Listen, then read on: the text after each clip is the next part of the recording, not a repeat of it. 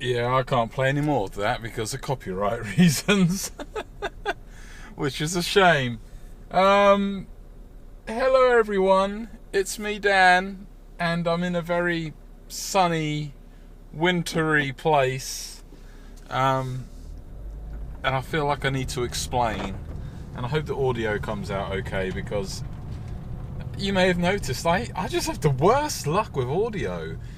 I mean, on my last video, I had a £390 Rode wireless microphone setup. I'm not bragging. I mean, it is I can't say the word. The F word, expensive setup. I mean, it's not pro, but it's like amateur semi-pro. And it is the dog's danglies. And 99 times out of 10 it works perfectly. Anyway, it's freezing cold, Northern European freezing.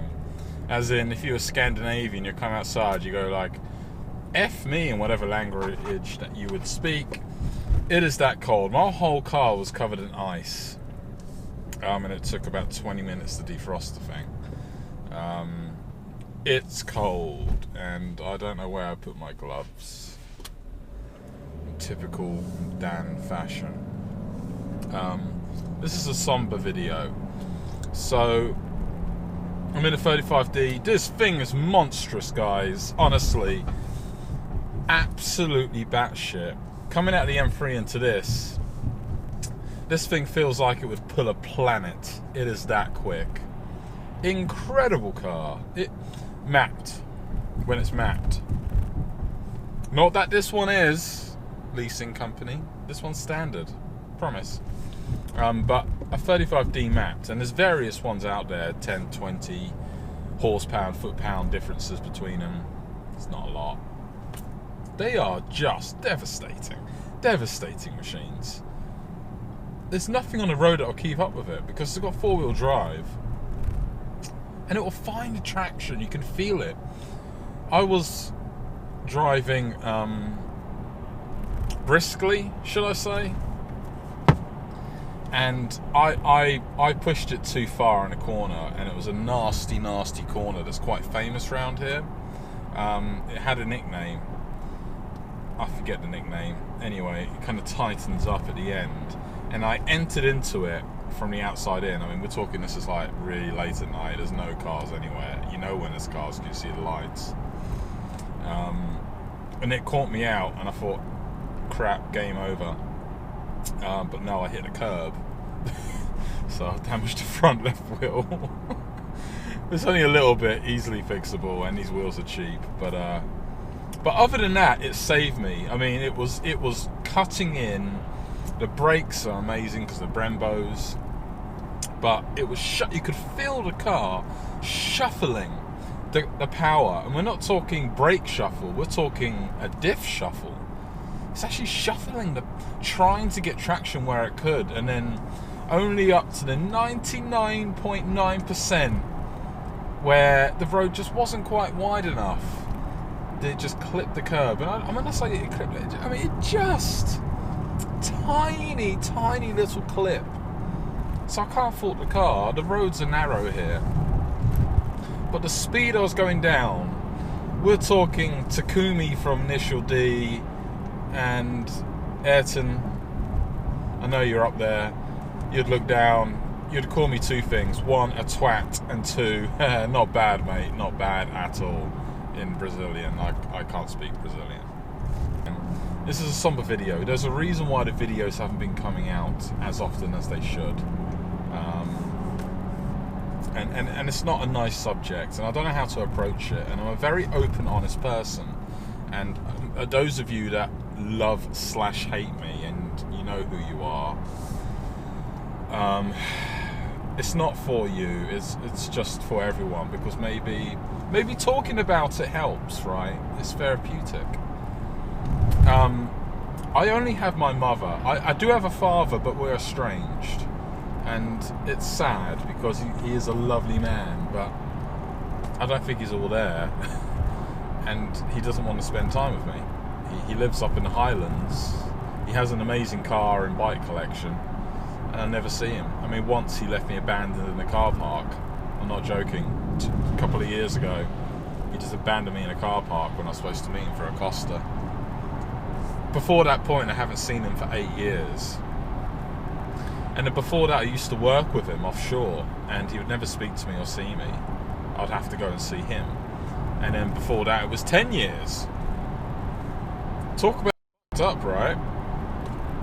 But it's about my mother and how it's been affecting me, and why I've been so erratic, and why my behaviour's been a bit odd, a bit more odd than usual. I mean, I do put on a face, a facade, like I guess most celebrities do, right? I'm not a celebrity, but you know, you have to. You have to carry on with the work. But this has been very, very hard on me. It hit me so hard, this. It was like someone got a baseball bat, put nails on it, and smashed the crap out of my face. And that's still not really coming close to how it was emotionally when I found out. It's difficult for me to process. It still is. So my mother, who I love dearly, she's all I got. Because I'm not going to go too far into detail. I don't want to get too personal, but a number of years back, between 10 and 5 years back, I lost my entire life. Everything. My house, my cars, my partner, my business, everything. Everything I was robbed of. I was actually robbed of it. She took the lock, stock and barrel. Now you would just say, oh yeah, fight her in court. I couldn't, because I was living in Asia, and in that particular country, unless you're born there, you have no rights. You're a nobody. You're nothing, and they actually put you in prison if they feel like it, just for shits and giggles. I mean, they are so backwards there, and my friends that are still over there, they are still there. They will back me up on this and say that their judicial system and their business system is so backwards. I mean, it's disgusting. They're stuck in the dark ages. Yet they put on a facade of being a first world country. Now, that country that I'm talking about used to have the world's tallest building, and it begins with 3 numbers. So does that give you a clue? Yeah. Okay. So that's what I lived there for a long time. You know, very long time. When I came back, I had nothing. I had £4,000 to my name. That's all I had, and 23 kilos of luggage. Most men would be broken, or turn violent, or aggressive, but I didn't. As you can clearly see, I didn't. I rolled my sleeves up and I sorted my shit out. That's what I did. And then worked. And I worked hard. And I saved up a lot of money, and I got to buy some nice toys. Some of the toys I've shared with you guys online. Okay, so back to my mother. The mother is my backbone. She's all I have. She's always been there for me. She's always supported me. She's helped me in any way she could. We don't get on sometimes because of our religious differences. She's strongly Christian. Like, I guess if you were to put it in English perspective, I wouldn't say Trump Christian, but you know, she is strongly Christian. I don't have a problem with that. I don't mind Christians. I don't mind people with most religious faiths, but it makes it difficult to live with, and it makes it difficult to deal with sometimes because common sense does not prevail. So I'm often fighting that. But anyway, that's just my mum, and I've always accepted her for it, and I've always known how to deal with it, and it's fine because, you know, it's your mum, it's your mummy, it's your mother. What happened was, in midsummer, I would say it was this year, I was just doing a routine phone call to my mother, and there was sheer panic on the phone, and my mum was in a very bad state, very bad condition, and her friends and and you can tell by the tone of my voice that I'm not particularly pleased with some of her friends, were helping. They were helping with black pepper and other worldly, earthly things.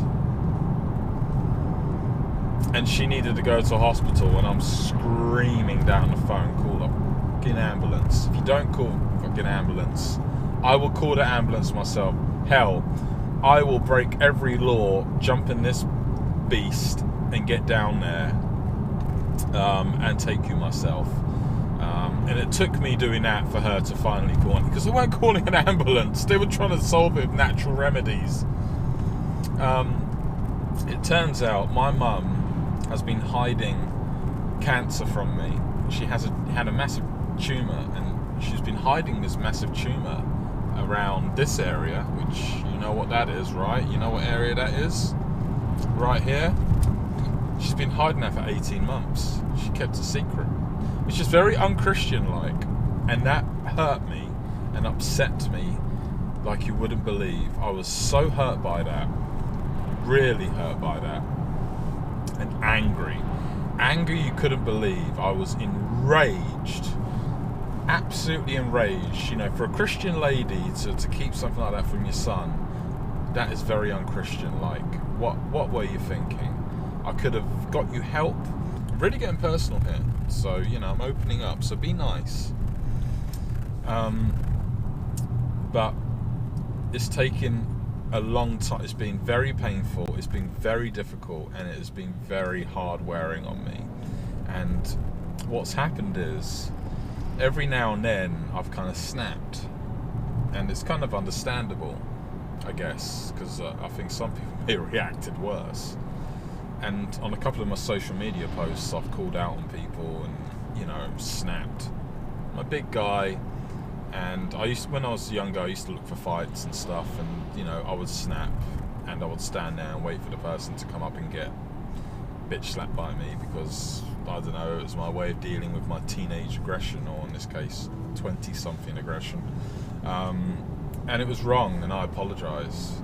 And in a couple of cases, there's been some misunderstandings where I accidentally tagged something, and it did not mean what I meant. And you know who I'm talking about if you're watching. That honestly was a complete accident. I did not mean what I said in that way. Sideways can be taken as a word, and it's not. You can't own a word, and when I say sideways, I mean somebody went sideways. That's all I meant, genuinely. If I have something to say about someone, if I want to call someone out and say I did something, I will do it point blank. All right, I will do it, and I will say it clearly, spelt out. No fun and games, no round the houses, no, you know, going around. Oh, whisper, whisper, whisper. I'm not that kind of man. I grab the bull by the horns, always have done, always will do. And I don't care the consequences if that's the case. I mean, I will call people out if I see bullshit. That was not the case, what happened back then. Anyway, on to my mother. So, she is very... I don't know what to say, because I don't want to damn things. I don't want to doom things. But she's got stage 4 cancer, and it's breast cancer, and a tumour exploded. That's what happened when I called.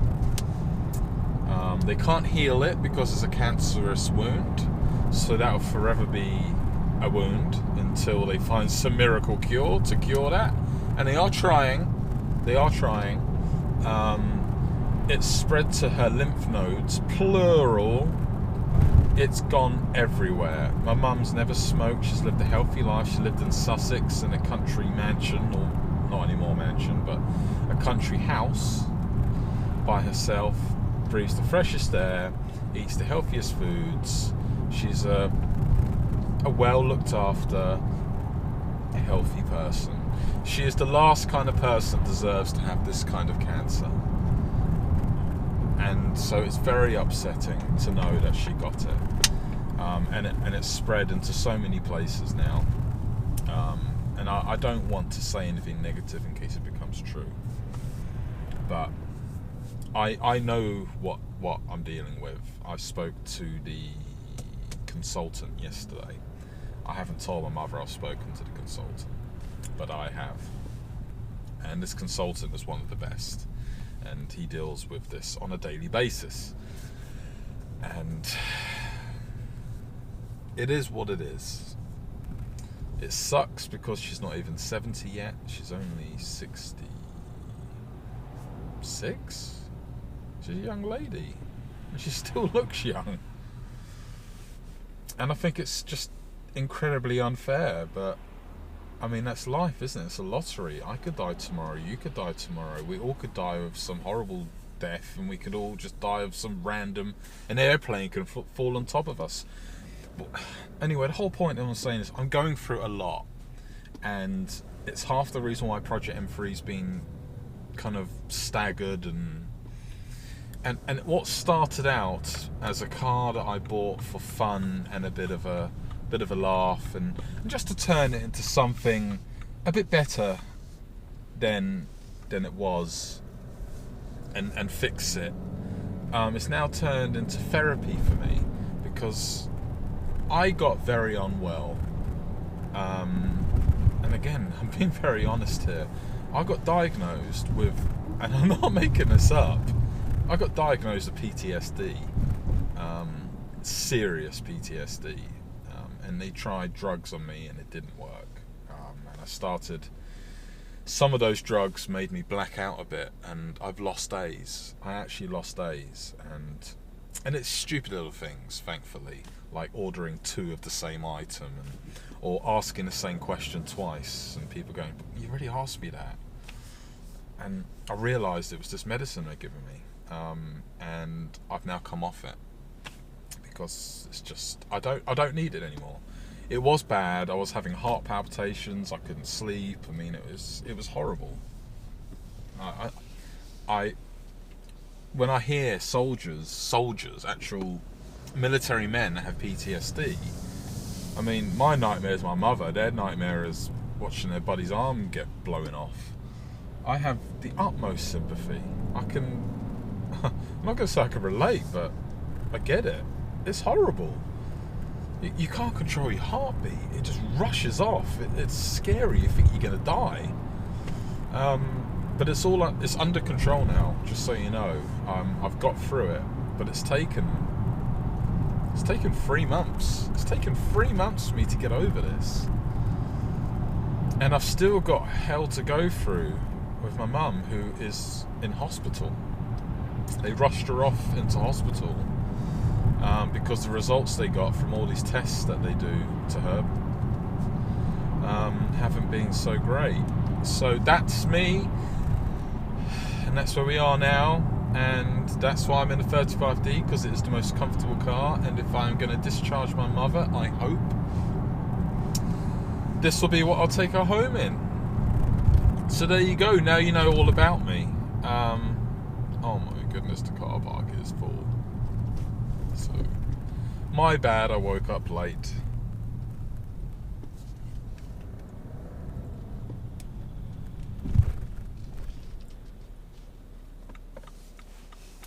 But yeah, that's where we are.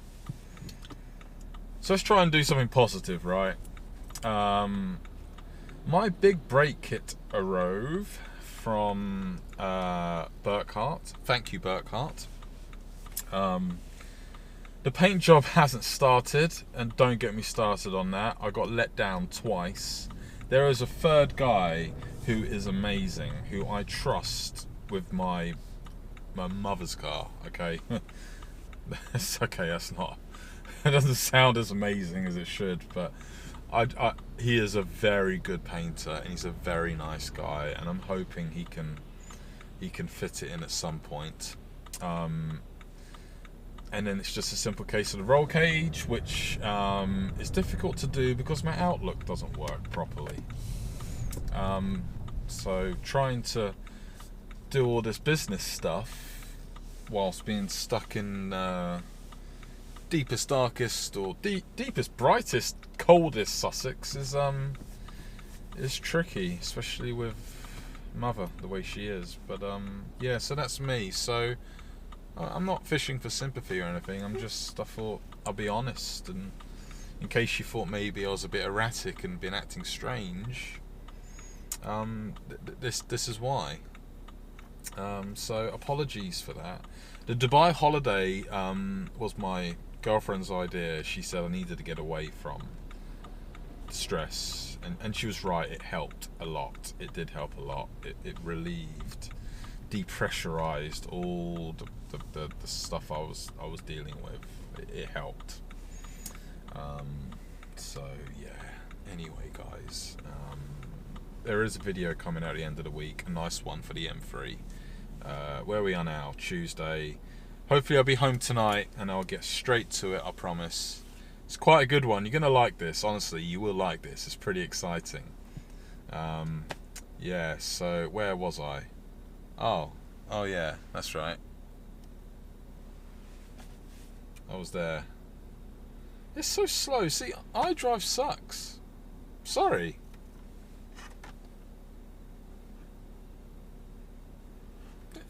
It just sucks.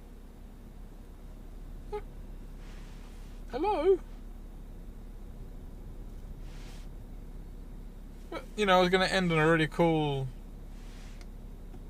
really cool, do the right thing. I got the shoes and everything. And anyway, alright guys, I'll leave it here. Thanks for watching. Sorry for the long, depressing video. End on a high.